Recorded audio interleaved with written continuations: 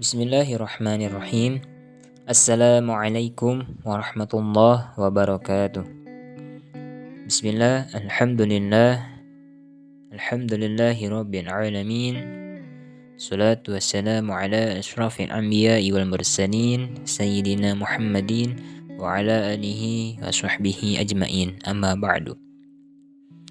Asyhadu an la ilaha illallah wahdahu la syarika lah wa asyhadu anna Muhammadan abduhu wa rasuluhu la nabiyya ba'dah.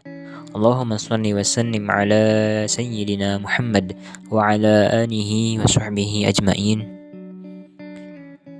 Pertama dan yang paling utama, marilah kita panjatkan puji beserta syukur kehadirat Allah Subhanahu wa taala, yang mana sampai saat ini Allah senantiasa memberikan kepada kita kenikmatan untuk selalu beribadah kepadanya. Shalawat serta salam semoga Allah tetap curah limpahkan kepada junjungan alam, panutan kita semua, yakni Kanjeng Nabi Muhammad sallallahu alaihi wasallam. Tak lupa kepada keluarganya, para sahabatnya, tabi'in tabi'atnya, sampai kepada kita selaku umatnya yang insya Allah senantiasa menjalankan sunnah-sunnahnya.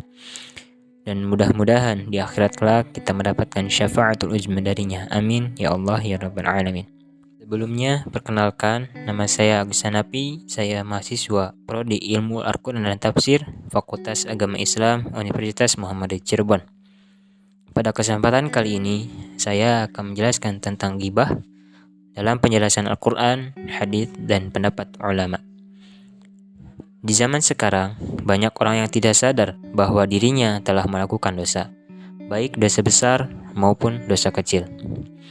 Semua perbuatan maksiat yang sudah dianggap biasa karena banyak orang yang melakukan perbuatan tersebut. Salah satu perbuatan maksiat yang sudah menjadi biasa karena sering dilakukan oleh kebanyakan orang adalah salah satunya ghibah. Secara bahasa, kata ghibah merupakan min al-ightiyah yang diartikan tidak tampak. Jika dilihat dalam bahasa Indonesia, kata ghibah dapat berupa perkataan yang memburuk-burukan orang lain.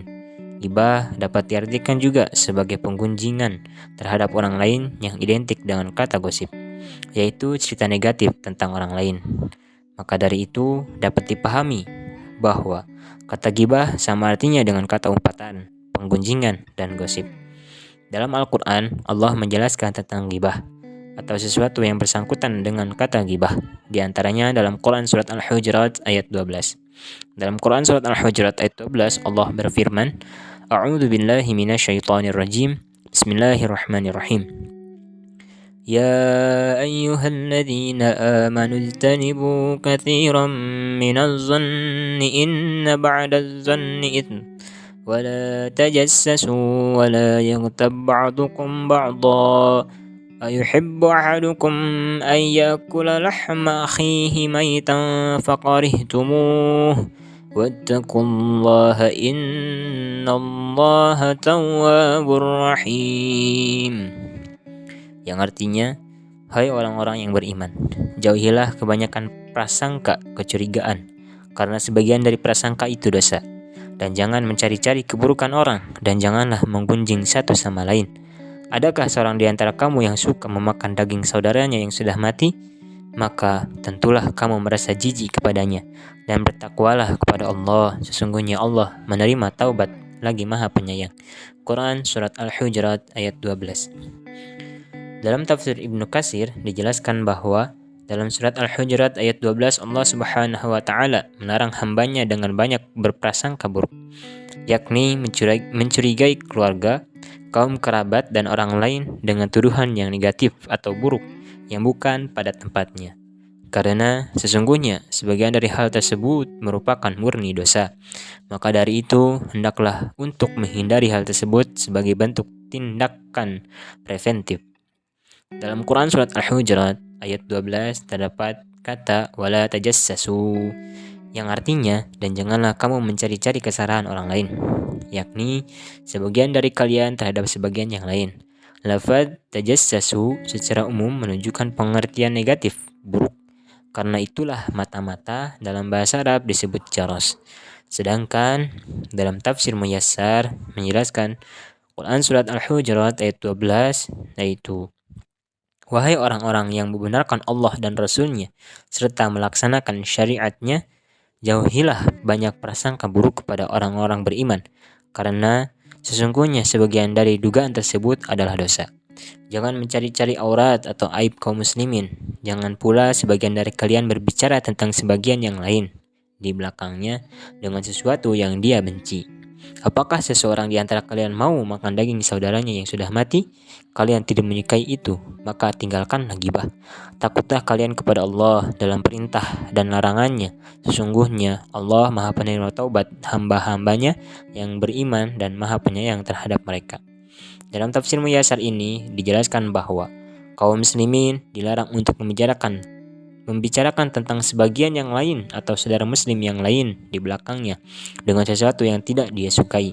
Membicarakan seseorang dengan hal yang tidak dia sukai dapat dikatakan sebagai gibah.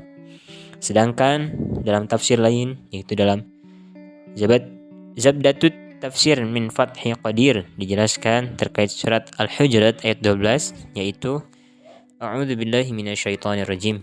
Ya ayyuhalladzina amanu ijtanibu katsiran minaz zanni, yang artinya, hai orang-orang yang beriman, jauhilah kebanyakan prasangka, yaitu prasangka buruk terhadap orang baik. Adapun terhadap orang jahat dan fasik, maka kita diperbolehkan berprasangka sesuai apa yang nampak dari mereka. Inna ba'daz zanni itsmun, artinya karena sebagian dari prasangka itu dosa, yakni sebagai prasangka yang mengandung dosa. Ini adalah prasangka buruk terhadap orang baik. Wala tajassasu, artinya dan janganlah mencari-cari keburukan orang. Makna at-tajassasu yakni mencari-cari aib dan keburukan yang tersembunyi.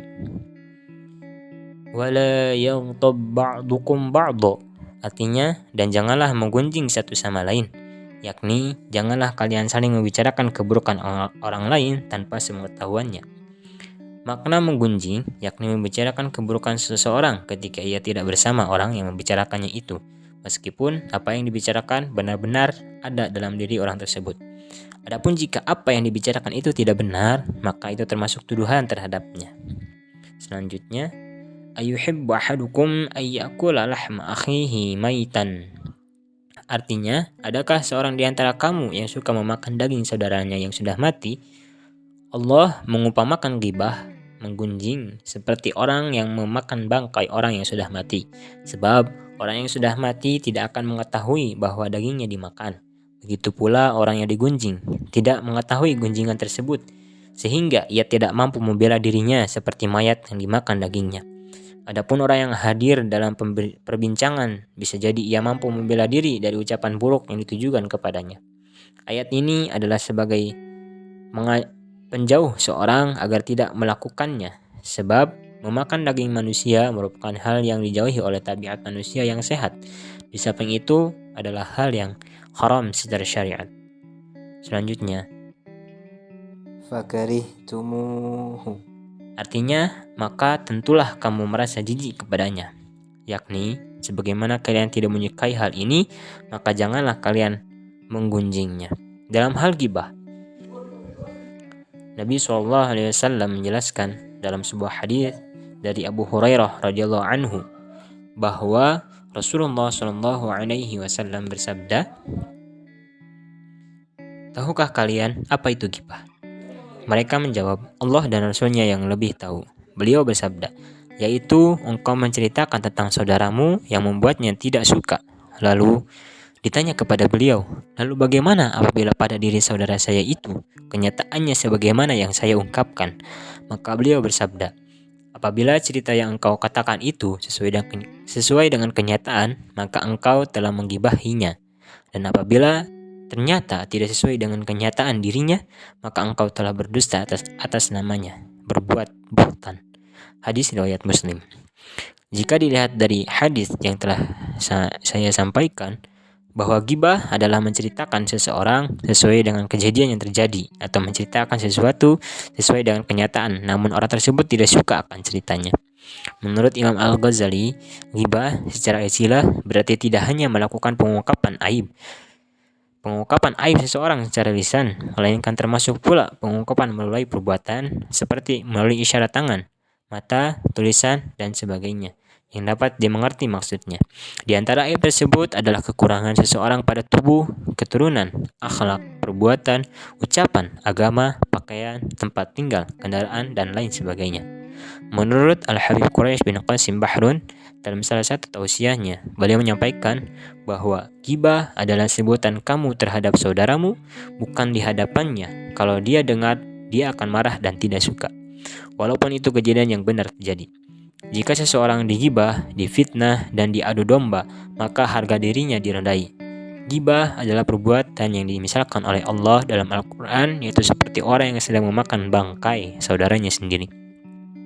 Dari penjelasan yang sudah saya sampaikan, baik yang dijelaskan dalam Al-Quran, hadits maupun pendapat ulama tentang gibah, dapat disimpulkan bahwa gibah adalah perbuatan yang sangat tercela dan setiap kaum muslimin diperintahkan untuk menjauhi perbuatan tersebut. Mungkin dicukupkan sekian apa yang saya sampaikan tentang gibah terkait gibah dalam penjelasan Al-Quran, hadits maupun pendapat ulama. Kurang dan lebihnya saya mohon maaf. Billahi taufiq wal hidayah. Assalamualaikum warahmatullahi wabarakatuh.